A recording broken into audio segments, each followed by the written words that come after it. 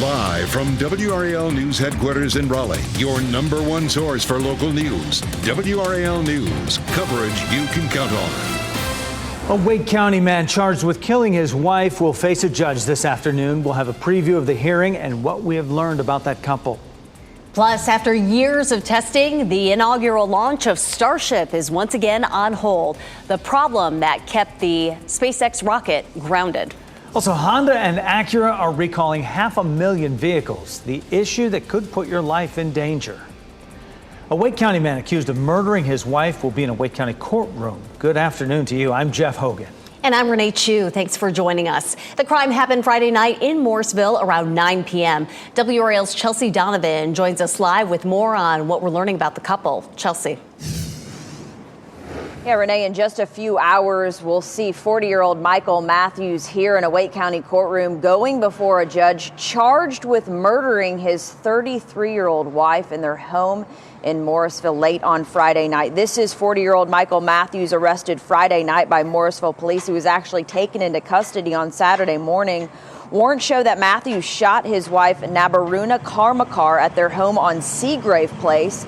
Police say she died after 2 apparent gunshot wounds to the chest. Social media indicates the couple married in 2019, and Karmakar attended NC State and currently worked for SAS. They just sent me a statement a few minutes ago saying, "We're deeply saddened by the death of Naba Karmakar. She was a beloved member of our SAS R&D family for the past 4 years.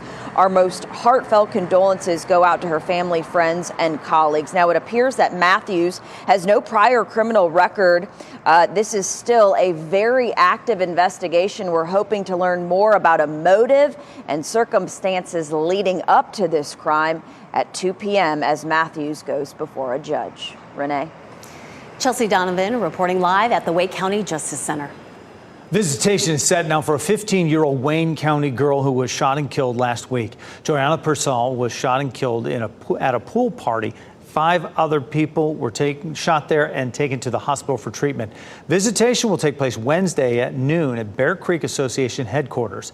Purcell's family says she will be buried in a purple casket. Purple was her favorite color. Tonight, ahead of the funeral, there will be a rally to end gun violence. That'll be at 7 p.m. at City Hall in Goldsboro. Breaking news in Chapel Hill. Police are still searching for a man they say assaulted, then chased a female student through the campus of UNC. WRAL's Michelle McConaughey is here now with what we know so far. Michelle. This all happened around 6 p.m. yesterday evening. Students were then alerted at 9:30 last night, and this afternoon police are still looking for that suspect. Last night, UNC police were alerted about a male subject that assaulted a female student at the intersection of Raleigh Road and South Road. He then chased the student toward the student union. Police say the man they're looking for was last seen walking from the union toward Hooker Fields. He's described as a man in his 20s or 30s with dark hair and a dark beard. He was wearing dark colored pants and a yellow puffer jacket. Now, there has been a growing concern when it comes to crime on campus. Last month, WRAL reported a spike in reported rapes at UNC. This investigation is ongoing. If you have any information, if you know where this person could be, you are asked to call police. Renee. We hope they get some leads on this. Michelle, thanks. Starting today, your commute could get a little more congested if you are headed along Glenwood Avenue in Raleigh, right along this red line on this map here. Work starts on a major project that could cause slowdowns for weeks. WRAL's Keenan Willard is along Glenwood right now near the Wade Avenue exit to explain.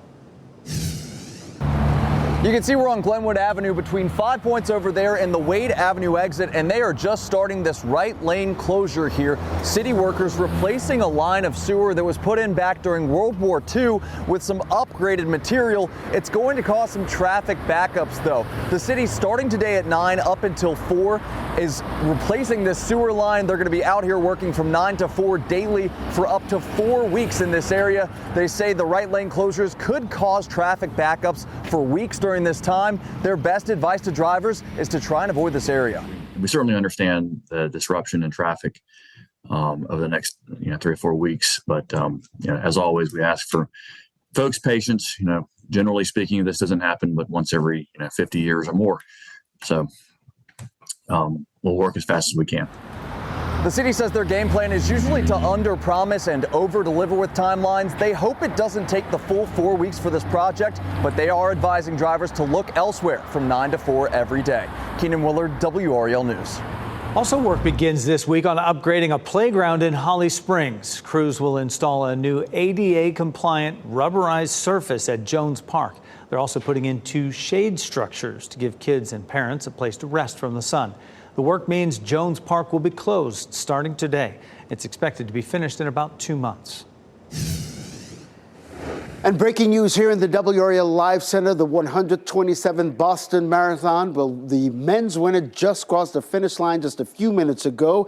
Defending champion Evans Chebet just crossed the finish line, spoiling the debut of the world record holder Eliud Kipchoge. Of course, they were both wanting to win that title, and Evans Chebet won the marathon for the 2nd straight year in a row. Of course, this is the 10-year anniversary of the Boston bombing that happened 10 years ago in 2013. That bombing killed 3 people and injured hundreds more. And many of the runners taking part in today's Boston Marathon survived that bombing back in 2013. We'll continue to track any winners that come across the finish line and let you know right here in the WRAL Live Center. Congratulations to that winner. Ken, thank you. The countdown for the test launch of SpaceX's Starship will have to wait for another day. SpaceX scrubbed the launch this morning because of a problem with a valve in the booster's pressurization system that appeared to be frozen. Tom Costello explains what the company hopes to learn from this mission. Elon Musk's vision for the future starts here at his Starbase on the Gulf of Mexico near Brownsville, Texas.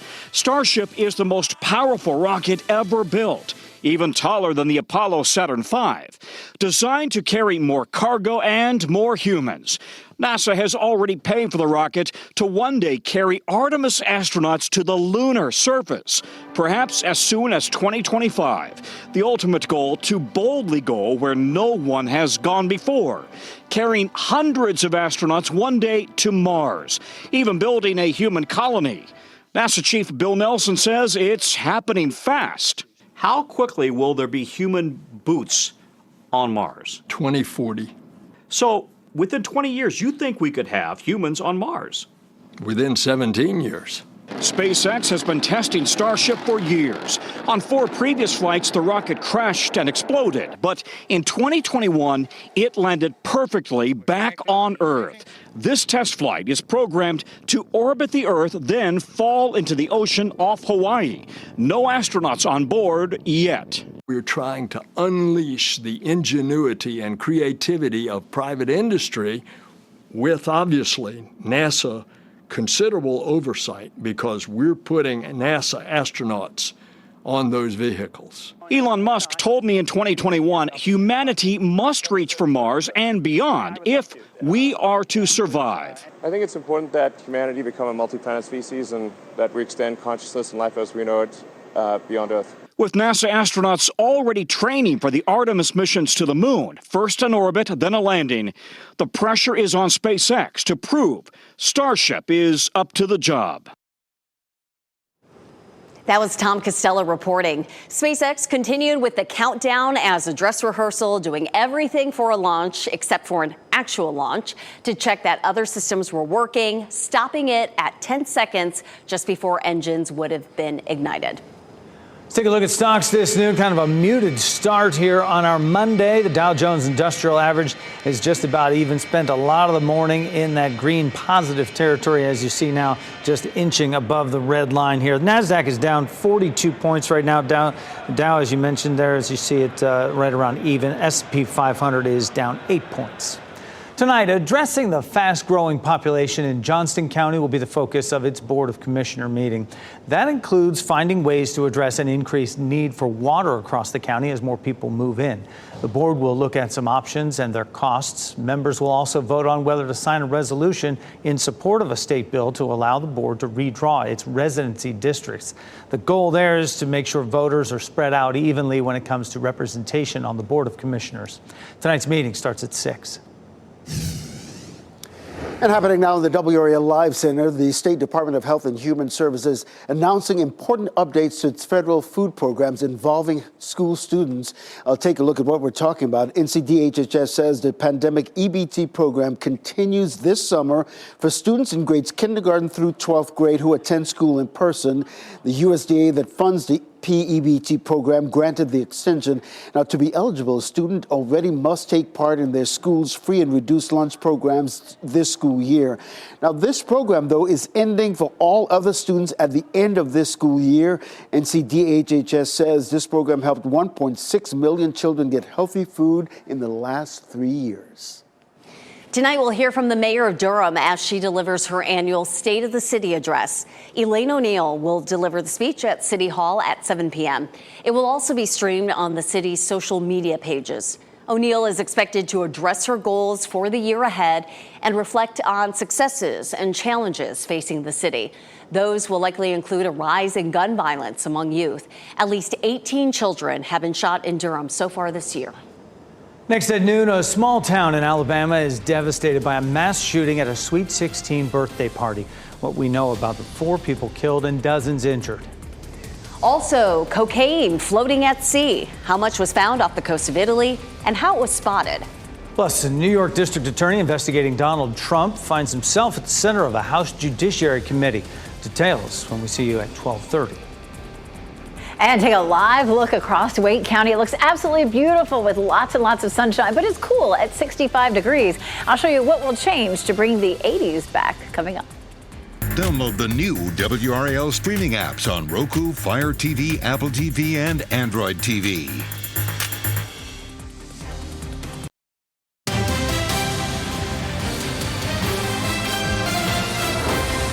It's been more than 36 hours since that mass shooting in Alabama that left 4 dead and dozens injured. Investigators in the small town of Dadeville are piecing together the case, but they still have not released the name of the suspect or a possible motive. NBC's Priscilla Thompson shares what she's learned about one of the victims. This morning, a community is reeling after unthinkable tragedy at a Sweet 16. Oh my God. Oh my God. Officials say 4 people were killed and at least 28 injured at the birthday celebration late Saturday. The party's DJ describing a chaotic scene, saying the room was dark and packed before shots rang out. He tried to protect as many teenagers as he could, shielding them as others fled for the exit. After everybody ran out, I made sure they were okay. That's when I came out and the police arrived. According to family members, Philstavius Dowdell was among the victims. A star on the high school football team, he'd been planning to play at Alabama's Jacksonville State next year. First thing about Phil, he got his huge smile. He got a heart. He's humble. He's a grandmother's boy. The tight-knit town of Dadeville, Alabama, is in shock. Do you ever think anything like that would happen here? No, man. Not in a million years. It's just that's why it's so shocking, because everybody knows each other, everybody loves each other. Officials giving no word on possible suspects or motive and asking the community for any leads. We absolutely need you to share it. The tiny Alabama community, not the only one to be rocked by gun violence this weekend. 2 were killed and 4 more injured in a park shooting in Louisville on Saturday. Less than a week after another mass shooting at a bank there killed 5. President Biden calling the seemingly endless wave of shootings outrageous and unacceptable, and asking Congress to pass gun safety reforms. In Dadeville, an emotional vigil late Sunday included many students. Jordan Rambo says he lost a best friend that night. It's hard. Me and him were very, very close. It doesn't seem real. That was Priscilla Thompson reporting. A second victim, Kiki Smith, who was also a senior in high school, was looking forward to attending the University of Alabama. Smith was a student athletic manager on the Dadeville High School track team. A decision that could affect women's access to abortion medication across the country could come this week. The U.S. Supreme Court is looking at whether to intervene in a case focused on mifepristone. That's the most common drug used in medication abortions. The drug is available for now, but with restrictions for how people can get it. The Supreme Court is now extending a hold on a ruling from a Texas judge. That judge tried to overturn the FDA's decades-old approval of mifepristone. That has lawmakers drawing battle lines on the issue. kind of assertion that the principal basis of the court case in Texas was about the safety. And I think specifically it said that it was supposed to, the accelerated pathway was supposed to approve a drug to treat an illness. It is a stretch to call a pregnancy an illness. If any Republican thinks that voters have simmered down on the abortion issue, they are wrong. It's going to that is going to continue well into the next presidential race. The Supreme Court is expected to make a decision by Wednesday. And happening now in the WRAL Live Center, the Stanley Cup playoffs are here. The puck drops tonight at 7 o'clock. The Canes wrapped up a pregame press conference a little while ago. Tonight, they will hit the ice for Game 1 of their 7-game series against the New York Islanders. We heard from Jordan Stahl about what this means to have another opportunity to capture Lord Stanley's Cup. The grind is hard, and it is a lot of fun, and it's what you dream for as a kid, and the games you want to play. And yeah, PNC will be rocking tonight. Again, the puck drops at 7 o'clock tonight. Game 2 is Wednesday at PNC Arena. Don't forget, WRAL's Chris Lee will be anchoring live from out there tonight at 6, right here on WRAL. Ken, thanks. Authorities are calling it one of the largest drug seizures in Italy. Police discovered 2 tons of cocaine in floating packages off the coast of Sicily. A surveillance plane spotted the large floating packages near the port of Catania. Police dragged the floating boxes out of the water and took them to their headquarters. Investigators believe the 1,600 packets of cocaine are worth more than $400 million. They believe a cargo ship kind of left it in the water for traffickers to pick up, but instead authorities were able to scoop those up. Spotted that. A lot of cocaine there. Wow. Well, Elizabeth Gardner in the WRAL Severe Weather Center. We are in the middle of a nice warm-up here for the next few days. Beautiful conditions out there. We're going to start with the satellite view, and you can see a little bit of cloud cover that's continuing to push off to the east offshore along with our cold front. We ended up with a little bit of cloud cover this morning, but I told you we'd probably be clearing by lunchtime, and we really have. Let's take a live look at downtown. A lot of people outside enjoying the temperatures.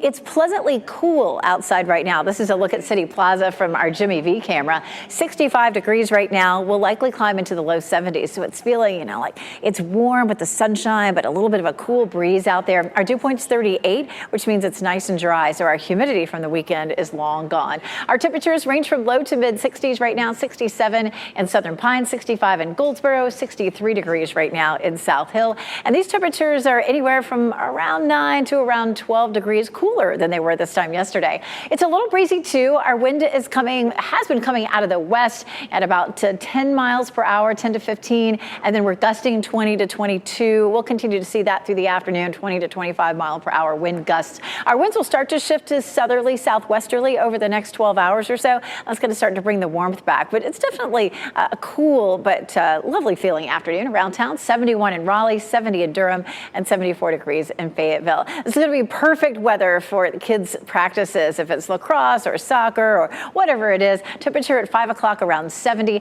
and around 7 o'clock 65, 9 o'clock 61 degrees. Also great for tailgating if you're headed out to the Carolina Hurricanes' first playoff game tonight. 70 degrees at 5 o'clock as folks are heading out of game 61. So it's going to be a good one. Our muggy meter has really dropped. It was moving up to steamy over the weekend at times, but way back down to 38. So feeling very refreshing. We do see it climb a little bit as our temperatures climb, but we'll hold it in the 50s.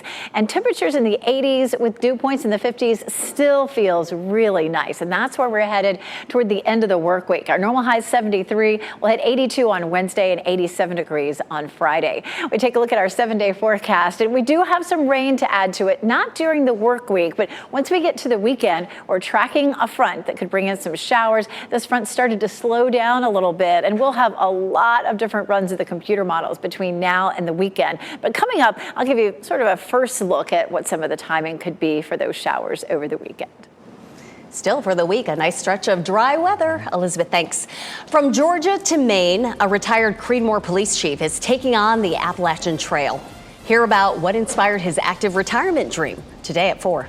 And at 6, women pay more for car insurance in North Carolina despite a law prohibiting that. 5 on your side shows us which agencies are the worst offenders and what power women have to drive down the cost of their policy.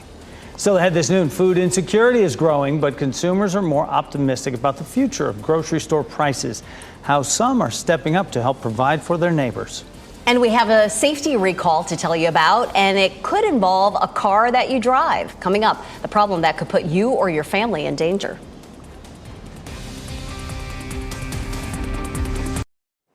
Target's popular car seat trade-in is back, and Best Buy is cutting jobs. Those are among today's business headlines with Maribel Aber. Best Buy is laying off hundreds of workers at its stores. The job cuts come as more shoppers are buying online, and at the same time, sales of consumer electronics have been weakening. Best Buy's digital sales now make up about a third of its overall U.S. sales. That's up from about 19% from a few years ago. Montana lawmakers have voted to completely ban TikTok in the state. The legislation bans the video sharing app on all personal devices. It also bans app stores from offering TikTok for downloads. The bill still has to be signed by Montana Governor Greg Gianforte. It would take effect in January, but it's expected to face legal challenges. Target's popular car seat trade-in is back. The retailer is offering consumers the chance to turn in old or even damaged car seats. In exchange, Target will give you a coupon for 20% off of a car seat, stroller, or select baby gear. Target says since it began the program in 2016, more than 2 million car seats have been recycled. The chain offers the promotion twice a year. This one runs through April 29th. And those are your business headlines. I'm Maribel Aber at the NASDAQ Market Site. Some Honda and Acura owners will start getting notified about a recall on their car. 450,000 Honda vehicles are being recalled because of seatbelt issues. The front seatbelt may not latch. So far, there have been no injuries or deaths reported, but roughly 300 claims regarding the issue have been filed. Cars from 2017 to 2020 are affected, and the models include the Acura RDX, Honda Accord, CR-V, and Odysseys. Market conditions for environmentally friendly cars are helping consumers to get green loans for purchases. Experts say those loans are becoming more popular as Americans buy electric, hybrid, or flexible fuel vehicles. Green loans often come with lower rates and longer terms on payments, with consumers saving as little as 1% on the loan. Green loans also aren't tied to one manufacturer, so consumers have flexibility to shop around for deals. And breaking here in the WRAL Live Center, the women's winner in the Boston Marathon crossed the finish line just a few minutes ago. Helen Obiri of Kenya won first place. Now, of course, this means this is a clean sweep in the men's and women's division of the Boston Marathon for the runners from Kenya. Just about 15 minutes ago, we reported that defending champion Evans Chebet won the men's division. When it comes to using your banking account app, how does your bank know it's really you? Some banks use a lot of software to make sure you are who you say you are. According to the report, they look at the time you're logging in, the IP address of the device, the location, if a link was used to open the app, and the mobile carriers. If anything seems off from your usual behavior, your bank may require additional steps to verify your identity.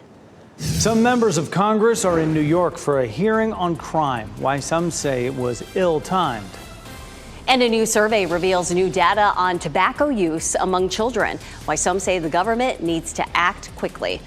First, here's a look at the winning lottery numbers.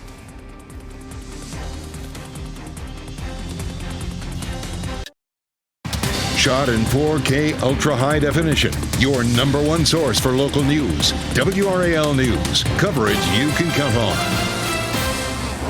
Some members of Congress are in America's biggest city today to talk crime. Caroline Shively reports Republicans say Manhattan's top prosecutor is too focused on Donald Trump and allowing a crime crisis to flourish. The Republican-led House Judiciary Committee is in the Big Apple Monday, taking their fight directly to Manhattan District Attorney Alvin Bragg. The GOP calls Bragg's policies pro-crime and anti-victim. In Bragg's Manhattan, you can resist arrest, deal drugs, obstruct arrest, and even carry a gun to get away with it. Democrats call Monday's hearing political payback because Bragg convinced a grand jury to indict former President Donald Trump. It is shameful that the Republicans of this committee would use the pretext of violent crime as an excuse to play tourist in New York and bully the district attorney. Just last week, Bragg sued Jordan for interfering in his criminal probe. He's calling the hearing a stunt, even though he didn't attend. Democrats are joining in after skipping the last field hearing at the southern border. I want to thank all the witnesses, including the victims of crime I fear that you are being used for a political purpose despite your sincerity. Ms. Brame, do you feel used? I'm a willing participant. The panel heard from a representative speaking for former bodega clerk Jose Alba, who faced murder charges for stabbing an attacker. I truly believe they were there to kill me. I still don't know why I was charged with murder. Some protesters outside the hearing called on the Republican Chairman Jordan to worry about his own state. The NYPD recently said shootings and homicides are down, and overall crime is virtually unchanged compared with 2022. The city's mayor had this message to Republicans. Welcome to the safest big city in America. As Caroline Shively reporting, the hearing comes after Bragg recently charged former President Trump with dozens of counts of falsifying business records, and some Democrats, including New York City Mayor Eric Adams, calling that hearing a deliberate distraction from Trump's legal issues. The Dominion defamation trial against Fox News will not begin until tomorrow. That trial was supposed to start today, but the judge overseeing the case pushed it back. He didn't give a reason for the scheduling change. Dominion Voting Systems claims Fox anchors and reporters defamed the company by repeatedly claiming its voting machines somehow switched votes for former President Donald Trump to votes for Joe Biden. Fox claims it was reporting on newsworthy allegations. Dominion is suing for $1.6 billion. Meantime, Renee, Congress returns to session today at the U.S. Capitol, where you're looking live right now. California Senator Dianne Feinstein will not be back on the job, however, and calls for her to resign are growing. Feinstein has missed more than 6 weeks of votes after being hospitalized for shingles. Because she is on the Senate Judiciary Committee, though, Democrats cannot nominate or vote on new federal judges while she is out. She has asked to be temporarily replaced on the committee while she recovers. That requires Republicans to sign off, which they are unlikely to do. That is leading to new pressure from some members of her own party for her to resign, while others are giving her support. I have a lot of respect for Senator Feinstein, but she's missed 75% of votes this year. She hasn't been showing up, and she has no intention. The senators should be able to make their own judgments about when they're retiring and when they're not, and they all deserve a chance to get better and come back to work. Feinstein is the oldest member of Congress at age 89. She has already said she will not run for re-election in 2024.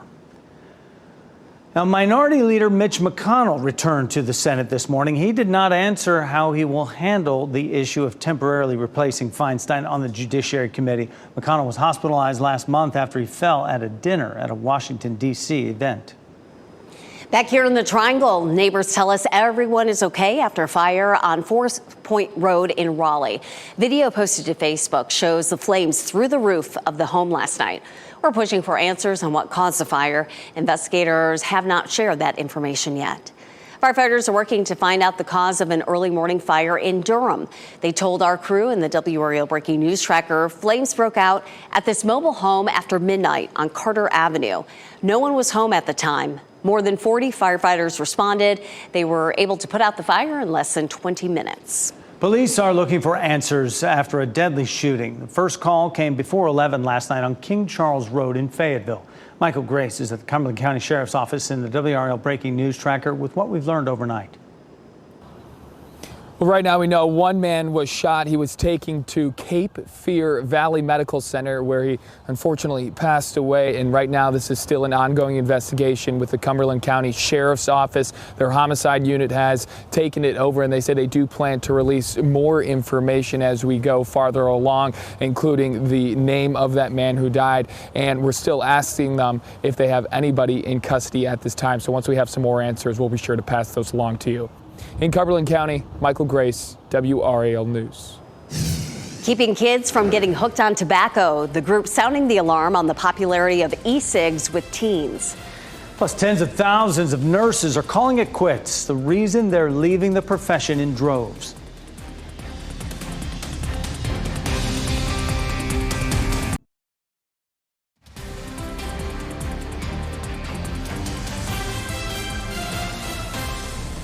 And a live look right now at the DBAP, Durham Bulls Athletic Park in Durham. Watching WRAL News, available on YouTube TV and the WRAL app on your TV or streaming device. Beautiful blue skies over the ballpark. It's getting easier for people to find out what they need at the grocery store, but at what price. There have been lots of improvements since the height of the pandemic, but Marianne Rafferty reports many still have concerns. A trip to the grocery store continues to put a pinch on Americans' wallets. Purdue University released its Consumer Food Insights for March. The report finds about 13% of consumers say they had a difficult time finding everyday necessities while shopping at the grocery store in March. That is a 9% decline compared to January 2022. What we're seeing is a lot of the challenges we were having with supply chain issues are starting to dissipate. Food spending is up by 5% from a year ago, but consumers believe food prices in the future will get better. Consumers are expecting lower food prices in the future than we're experiencing currently. Meanwhile, food insecurity continues to be a growing problem, especially among adults without a job. I think that's certainly a topic that's relevant today as the new farm bill is being debated and questions related to work requirements to be eligible for SNAP. AKA the food stamp program, are certainly something that's being hotly debated right now in Washington. UConn women's basketball star Paige Beckers is doing her part to address the problem by opening up a free grocery store at her alma mater, Hopkins West Junior High in Minnetonka, Minnesota. I know that food insecurity is a big thing and it's a real thing. And I grew up very blessed and very fortunate to never have to worry about that. But I know not everybody has the same access. That was Marianne Rafferty reporting. In the meantime, a recent report from the Labor Department says the cost to purchase food at restaurants increased last month at a faster pace than the price of groceries. The American Academy of Pediatrics is calling on the FDA to do more to keep kids away from tobacco. The group just published its new set of policy statements, which are based on updated information on issues regarding e-cigarettes. Researchers say e-cigs remain popular with teens and preteens, and the use of hookahs and cigars has not declined. They also want more federal funding for tobacco prevention programs.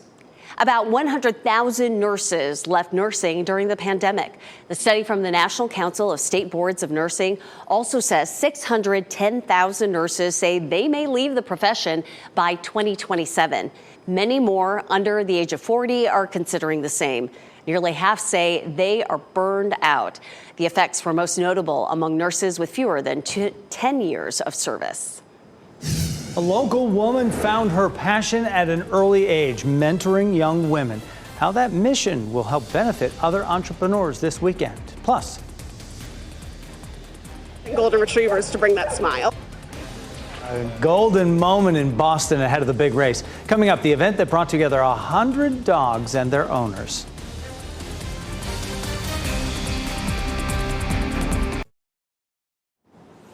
You are never too young to fulfill your calling. Our next guest started a mentoring program for young ladies when she was just 20 years old, and she now works to help connect teens with entrepreneurs and instill the value of volunteering in them. Jasmine Young joins us now live from Durham to talk about this unique program as well as an event coming up this weekend. Jasmine, so wonderful to have you on the program with us, telling us about this amazing program. First, want to talk about the organization itself, the RHODA generation. What does RHODA stand for? RHODA stands for Raising Humble, Obedient, Daring Adolescents. Love it. And what does that group do? So it is a young program for young women ages 12 through 18 years old. We are a program who teaches about life skills such as financial literacy. We do anything about career building, teaching about how to create cover letters, resumes. We put them through job interviewing skills with different mentors. We even have some job opportunities for the girls. We teach them about how to deal with grief. We are just another person that's in their lives. They have specific mentors that they check in with weekly. We do different sessions every single month, and community service is a big part of what we do. And that's the program, that the event that's going to be taking place this Saturday. Community service to teach those life skills. Before that Saturday event, talk to us about what inspired you to launch this mentoring program. You were just 20 years old? Yes, absolutely. So when I'm actually from Milwaukee, Wisconsin. So I did my undergrad at Marquette University. and I was getting my criminology and law studies degree. My first internship that I did was at a place that I dealt with young girls who were sex trafficked. The youngest young lady that I worked with was 9 years old, and that began my passion for youth. And then from there, I did a second intern, and I dealt with juvenile probation and parole. And there, my passion just really grew for the youth. I wanted to make sure that I had a hand in helping our youth succeed. My dad was pastoring at that time, and so I was over the youth ministry, and I began to really work with the young ladies and build out that program there. And from there on, I saw that, okay, I can help make a change, and I'm doing just that. And people can help make a change as well. Talk about the event that you have coming up this Saturday and how people can get involved. Absolutely. So this Saturday, we are going to be at Lions Park, the community center, 1309 Halley Street. It is our second annual vendor fair. We have over 60 vendors that'll be there. This is something that the girls thought about that they wanted to do to help push out other businesses that's in the local area of Raleigh, Durham, North Carolina. And so the team and I came together and we are making it happen. The girls are there to serve as their community service hours throughout the year. And this is the first one that they do. And they're helping bring in all of the vendors, all of their items. They're going to help them bring it in, going to help them set up. They are going to be taking care of the specific vendors throughout the day to learn about entrepreneurship, to maybe even enhance their mind of what they may want to do. So this is something that I enjoy seeing them. They're working and they get a chance to learn secondhand and right there in front of them. Sounds like an amazing event, the annual vendor fair for Rhoda Generation. And if you want to learn more about how you can become a mentor, or if you have someone who is looking for a mentor, contact the Rhoda Generation. Jasmine Young, thank you so much for telling us all about it. Thank you.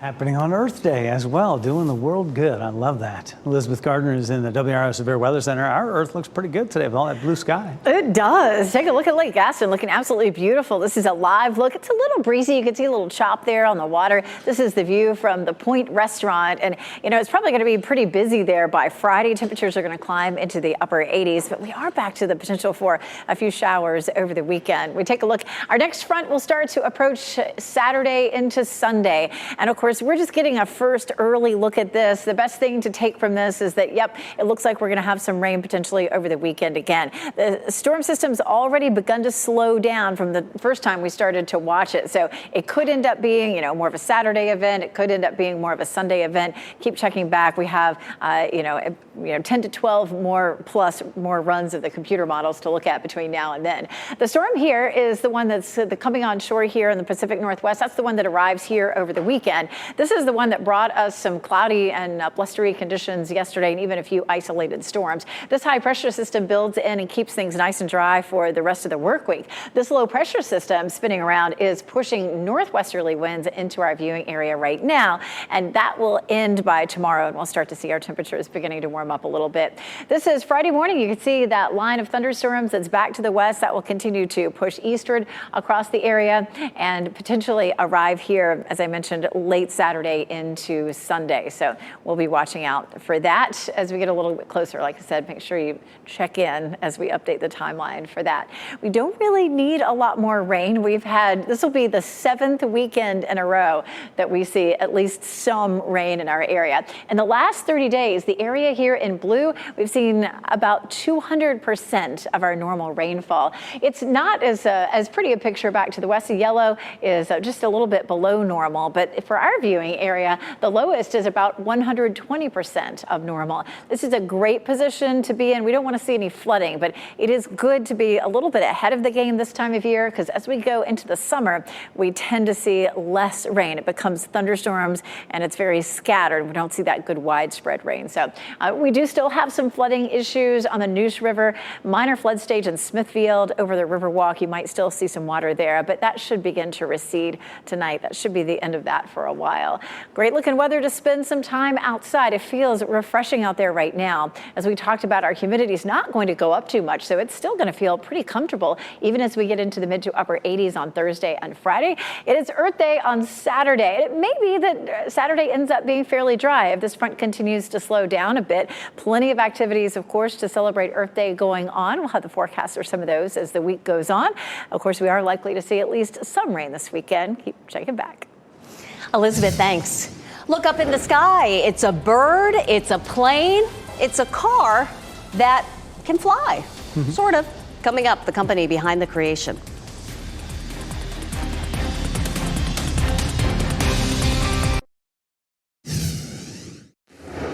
As we wrap things up, here's a look at a few of the headlines we're following today. A Wake County man charged with murdering his wife will be in court this afternoon. 40-year-old Michael Matthews will go before a judge for the first time. Warrants show Matthews shot his wife at their home. WRAL's Chelsea Donovan will be in the courtroom working to learn more about this case as it develops. Police are still searching for a man who they say assaulted a female student and then chased her through UNC's campus. Last night, UNC police got a call about a man who assaulted a female student at the intersection of Raleigh Road and South Road. Officers say he then chased that woman toward the student union. If you have any more information about this case, you're asked to call police. Starting today, you may run into backups if you're driving on Glenwood Avenue in Raleigh. Work has started on a major project. The city of Raleigh is closing the right lane of Glenwood Avenue up to the Wade exit by Williamson Drive. The project will fix a sewer line. This could cause slowdowns for weeks. SpaceX now has a green light from the FAA to launch into space, but it will have to wait a bit. The agency approved the license to launch. SpaceX is giving itself a 2.5-hour window. NASA selected the SpaceX Starship as the ship it would use to send astronauts to the moon's surface. In 2021, SpaceX won a nearly $3 billion contract to build that rocket. A company in China is building a powerful sports car that can hop. Yeah, it's the Yangwang U9 built by the BYD company. The supercar can drive on 3 wheels as it raises the rims off the ground. It can hop. The Warren Buffett-backed company apparently beat Tesla to market that car that gets it airborne. Tesla CEO Elon Musk has promised the next generation Roadster will be offered with a rocket system that will allow it to fly a little bit in short hops, but it has yet to show it in action. It looks super sleek. Yeah. The Boston Marathon is underway, and we already have the winners from the elite running groups. Yesterday, about 200 dogs and their owners met up ahead of the big race. The event honored Spencer, the official Boston Marathon dog, who died earlier this year. He earned that title after a video of him went viral in 2018. Spencer held Boston Strong flags in his mouth along the route. On Sunday, many of the pups wore yellow bandanas that read Golden Strong. It's the 10th anniversary. I think that we all need hope. We all need happiness, especially, recent years. Everyone can use a smile. And I think, who better than Golden Retrievers to bring that smile? $1 for every bandana sold goes toward canine cancer research. Our pet of the day comes to us from the Adolescent and Animal Resource Fund. Nala is a fun-loving, right-by-your-side 9-week-old female pup. Her mother was a 5-pound Chihuahua, but her daddy is a mystery. So Nala is a smart surprise packing pup. She can be very playful yet loyal and a calm snuggler. Nala is looking for a heart that will provide a shared future of committed, tangible love. If you want a pup that loves to be connected to you, call ARF at 919-894-1111. What a sweet face.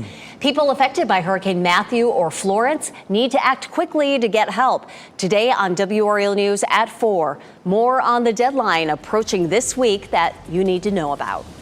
NBC News Daily is up next on WRAL, your next local news update in 30 minutes. You can get breaking news updates anytime with our WRAL News app. Go on out and enjoy the sunshine. It'll be around 70 degrees today, feeling very comfortable. Have a great day, everybody. Keep watching WRAL News over the air Channel 34 and Spectrum Channel 1257.